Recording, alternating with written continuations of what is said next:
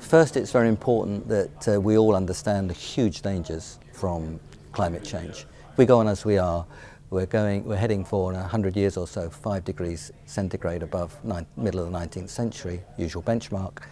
We haven't been there as a planet for 30 million years. We've been around as Homo sapiens for maybe 200,000 years. We would have enormous problems dealing with that. Indeed, hundreds of millions, probably billions would have to move, and that is likely to involve extended, severe global conflict. So we've got to realise the stakes we're all playing for. That's the starting point for any discussion. Then, of course, I think we have to understand how exciting this new industrial transformation is likely to be. This is a new energy industrial revolution, and the pioneers in that story are likely to gain. So that, I think, is the second part of the story. And the third is at the individual country level.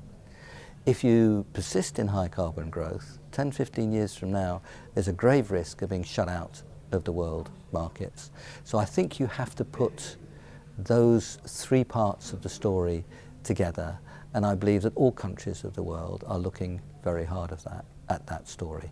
Norway and Abu Dhabi are examples of countries endowed with oil and gas resources who I think are both looking at it through from these perspectives.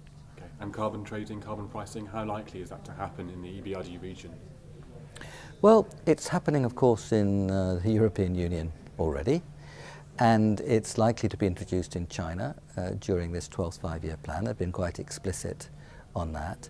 I think you're going to see it growing around the world. It doesn't have to be carbon trading, it can be carbon taxation. That's okay too.